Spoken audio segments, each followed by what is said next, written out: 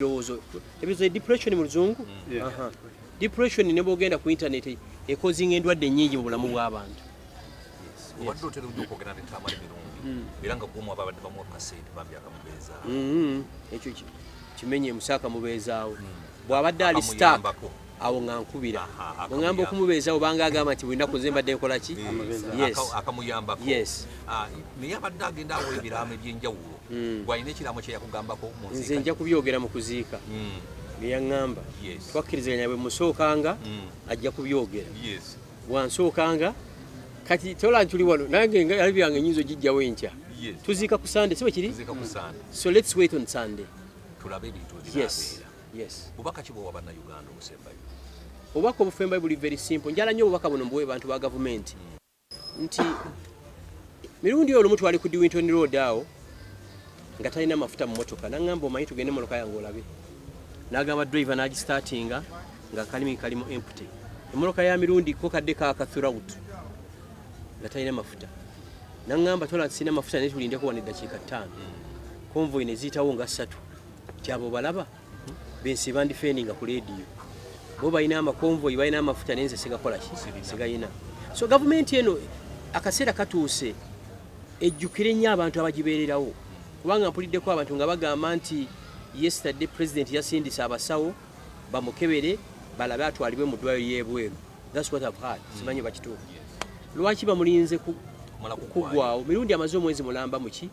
Mu ddwaliro. President Museveni ayita ku Entebbe Road Next Express. Olumu yali badde ayita nawo n'abuuza ku musajja we. Lwaki bamulinze amaze kukola ki? Kusaanawo. So tulaga abantu ebikolwa eby'ekisa nga bakyali balamu. Omuntu mugulire ku kifo kyeko kakirye. Bw'abanywa kabiya kamugulire akakole ki? Akanywe. Tomulinza muleesa bimuli. Don't be shocked nga gavumenti egambye nti egenda kufuutinga bill y'okuziika. Tikikwewuunyisa yinza okigamba kaakati. Mirundi abiraba? Mirundi bino bye bumulaga kaakati yali abyagala luli. Ne bwe munaleeta fuso z'ebimuli 10 ebimuli yali ayagala biraba nga akyali mulamu. Ontegeera ndowooza. Ate ndowooza n'ab'ekika tukwatagane tubigobe ebyo ebintu bye baleese. Bwe tuba situlina ssente tumuteeke ku loole paka wa kaliisizo. Lwaki bamulaga okwagala kaakati ng'abadde abonaabona? Ansa mi lwaki? Omulambo gwagalwa nnyo okusinga abalamu. Lwaki? Kali kyekyuke. Lwaki baagala omulambo gwa Mirundi okusinga Mirundi? Mujjukira rights ze Kayunga. Ndayira nga ntya Katonda ebiseera ebyo nobody would even stand up okudefendinga government eno ne President Museveni. It was always Tamale Mirundi. Ontegeera. Mirundi office ebadde ku Winton Road mu ka restaurant endala eri ku lubaga ku Joyster. Ontegeera ndowooza. Lwaki bamulaga okwagala kaakati? Ng'afudde mu kubonaabo. Kubanga bange waliwo obwedda ali mu kubawaananga be bafudde ennyo kaakati waayi. Mu Uganda tukimanya abanene ba gavumenti nga ne bwafuna ssenyiga ennyonyi bagiteekamu amafuta n'agenda okujjanjabwa.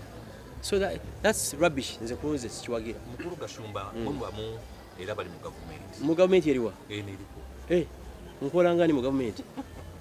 Naye ekyakolebwa Tamale Mirundi olowooza nti nno kyali kisaanidde okukama Tamale Mirundi ekimukoleddwako abala kibawo ekyokuyiga? Ekyo kyova olaba abasinga abaliyo bali mu kubba bubbi. Beetegekere nti ni keesi bw'aba alwadde akasente we kali akamutwala Germany oba Spain. Tamale Mirundi teyabba mu gavumenti. Singa mwegenza abantu bonna ababbye mu gavumenti bali ne comfort zone. So Tamale Mirundi ayigiriza abali mu gavumenti nti bw'oba gy'olibbira ddala ti bwe bali kugoba obeere ne sente zikola ki? Ezikujanjaba. Yes. Sebo tuyanze ni tuyanze. Okay, Mukulu Gashumba. Kino kya luzungu. You appreciate this government appreciates you when you're dead. Is it logical? But I think I said it in Uganda. Nobody has ever defended President Yoweri Museveni and the NRM government like Tamale Mirundi. Do they think of tomorrow? No, let me tell you. The NRM I know will never take care of you. They are users. NRM is a party for users. Mirundi has suffered day in, day out from January to December. Can you imagine a senior presidential advisor all the time calling friends if they can avail him with fuel? And we know ministers, we know top government officials who have convoys. Where do they get that fuel from? From the government of Uganda. Trust me, I don't even believe I've just heard that the government is taking over all expenses to do with his burial. Why are they doing it now? When Mirundi needed them more, they were nowhere to be seen. Don't appreciate people when they are gone. Appreciate them when they are still alive. You get it? Yeah. Simple. What would be the way forward? Therefore, it is simple. Don't expect this government will ever do something good for its former staff. Unless you are too in, unless you are in the inner circle. Unfortunately, Mirundi was not in the inner circle. Because I understand he was in a Kisubi hospital. And I hear yesterday the president had suggested that he should be airlifted to Nairobi. But he spent the entire month in Kisubi. They knew that he was there. Why do they wait for the last day or the last hour? So it's bad, it's very disturbing. Does he listen to his advisors or is there advisors? Who? Mr. Museveni. Let me tell you, 97% of Museveni's advisors also watch him on TV. They just see him in the convoy. It's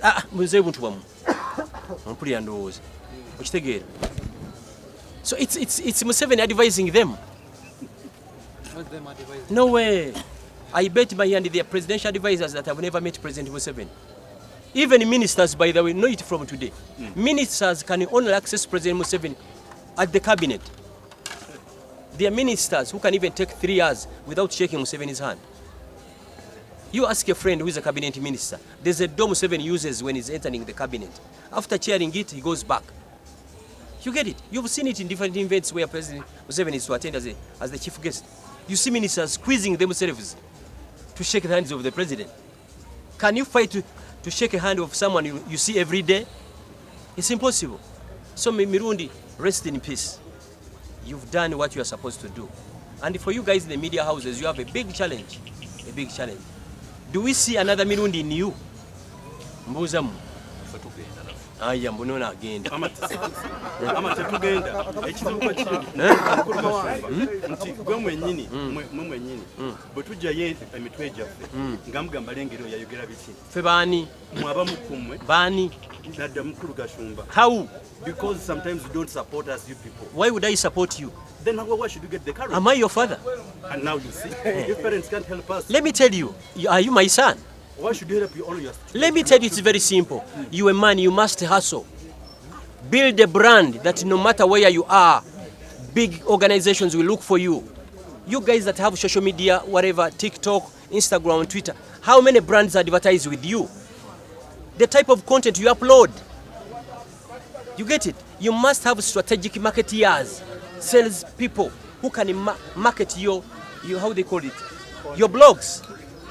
Do you get my point?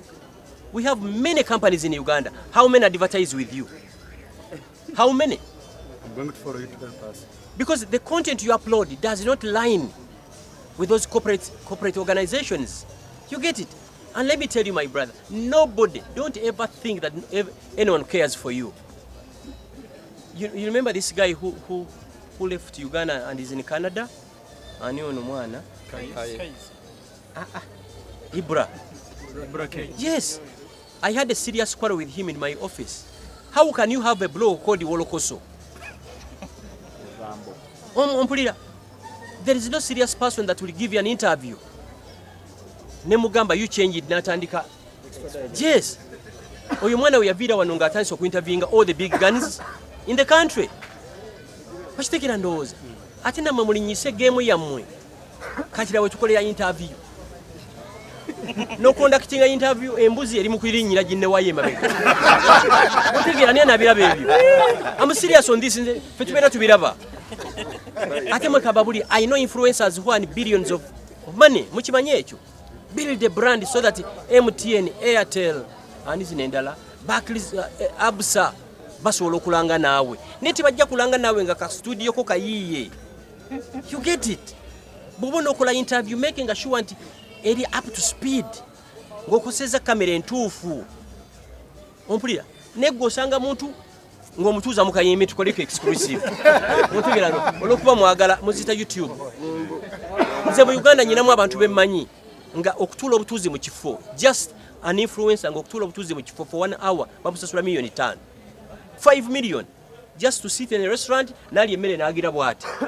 Restaurant ye beemanyi nti abantu bagenda kukola ki? bagenda kujja mulingise game yammwe mutunne bannamwe ba bloggers Nigerian Kenya Ghana olabe bakola ebiki ne dress code zo muntu ayingira mu office ya nenga kino kiki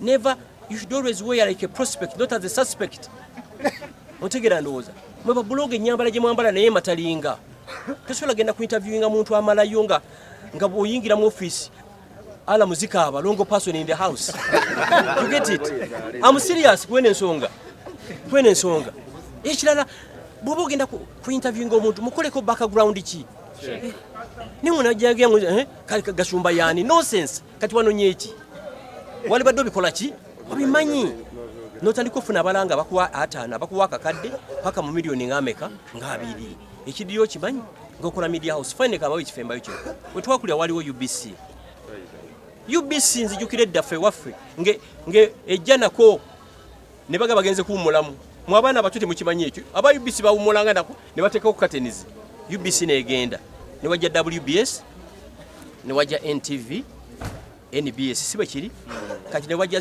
radio sanyu wano yasooka ne wajja CBS Capital ne Simba I bet my hand 5 years from today tizigenda kubeerawo social media taking over TikTok kubanga nze ntambula ku country every trading center you go to abana ba board Gashumba nabadde emitome watayiwa I was shocked tukulaba ne mbabuza mundabirawa tukusimu zaffe tukusimu kintu ku TikTok kitegeeza nti viewership yavudde ku TV you get it mumekinga sure nti content gwe muteekayo yaki yoyo ukitegeera ndowooza kale I have to go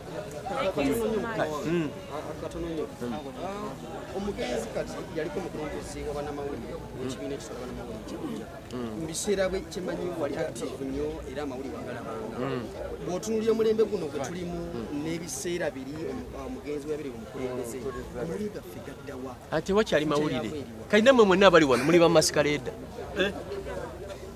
mbabuulire mazima nze Gashumba sikuba ekyoyagala kuwulira nkuba ekyoyagala kuwulira naye nga ge mazima you get it ate mubadde mulina omukisa nti n'ekintu ekiri e Venezuela ku ssaawa zino okitegeera n'ekiri ekweni okikola ki okitegeera mu upgrading egeemu yammwe mulabye Kenya waliwo no comedian naye ayina blog ye otegeera ndowooza nti omulembe gw'aba Mirundi tigwali facilitated nga mmwe mumanyi lugendo yaŋŋamba nga yakava e Makerere nga bamutuma e Kakiri okukolayo story n'alinnya taxi n'agenda e Kakiri ngoba waliyo workshop nadda n'alinnya taxi paka ku monitor n'awandiika ki story kati ebyamwe biri instant you get it so mmwe mulina all the opportunity okubeera better unfortunate mukola ki temukikozesa muli ku bintu bya speed okimanyi nti osobola okukola one exclusive nekulonyisa paka lwoligenda mu ggulu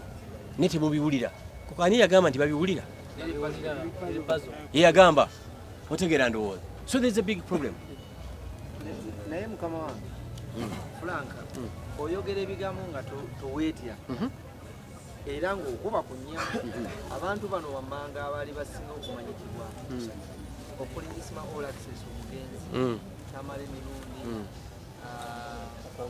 Katolu Bwama bonna baalina karakita ng'eyiyo obulamu bwo buli butya wesize ekyo okola ki okuba abantu bano gavumenti n'ogirumba n'ogifuukira Franka Gashumba let me tell you Katonda kalenda yange lwe yasalawo tulwenjogera nja kukola ki ekyokubiri nze ndivinga nga agenda okufa today ate ndivinga nga aliwo emyaka emirala asatu wanze njagala 2 opulira kati kankubuuze kato bamukuba amasasi when you talk you die when you don't talk you die okitegeera ndowooza isima yekka gwe bakuba amaki Mirundi afudde masasi Mirundi afudde biki birowoozo biva mu State House Entebbe State House yemuse yes birowoozo Mirundi singa yafiibwako tiyalifudde zekamba buulire ate nze nkola mu State House nanikozeeyo ekisse Mirundi birowoozo Mirundi engoba gye yagobwamu mu State House yemuse ekyo tokyogera nako teri muntu ya supportinga government eno teri muntu yayagala President Museveni nga Mirundi ensi yonna ng'esiriza tesobola kudifendinga Museveni ne government, Mirundi was there namu defending. Unfortunately yasasulwa kugobwa bubi ne bamuwaka office manya presidential advisor nga talina office watuula. So lwaki bagala omulaga nti balumirwa ku ddakiika efembayo? Mu Uganda tumanya abantu alwala bulwazi senyiga ennyonyi n'emutwala Germany okujjanjabwa. Okitegeera. So it's total rubbish. Badde tebana kye bayamba.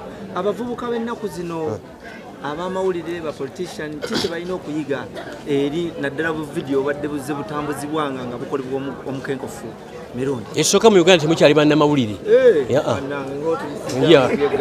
Yes, muli ba masquerade mwenna bali wano. Kubanga temu investigatinga. Mirundi abadde discussing a topic from the start to the end. Mu Uganda munnamawulire akusaba exclusive n'atandika okubuuza kozi gwani. Okitegeera. Nze mansuubira watu naku interviewinga muntu soko mukoleko background check up yani okitegeera. So mwenna bannamawulire abandaba mwina library awaka mwina smartphones but are you smart? Otegeera ndowooza kyekyo. Ate mwina omukisa generation yammwe ffe twavubukira oba twakulya mu kyalo nga waliyo UBC ng'eggala nawo ssebo ne baga bagenze kuwummulamu. WBS nejja, NTV nejja ne NBS kati ezo nazo zivaawo. Kati waze social media TikTok. Nze ntambula Uganda yonna ne buli muvubuka gye ntambula manga Gashumba ne babuza wantegeera otya ti ku TikTok. Kitegeeza nti communication yakoze eki yakyuse nemmwe bannamawulire mugikozesa nga bw'erina okubeera. Otegeera ndowooza. So Mirundi abadde all around. Kakati ze kisinga okunnuma Muzaata yafa. Ne Muzaata teri yali amudidde mu bigere. Owokubiri yali Isma all access. Naye teri yali amudidde mu bigere. Otegeera. Kinnuma nnyo kati nkebedde ku simu ya Mirundi bwe njikuba tayinza gikwata. Muzaata takwata simu yange. Isma tagikwata. Archbishop Sitolo wange yali mukwano gwe tagikwata.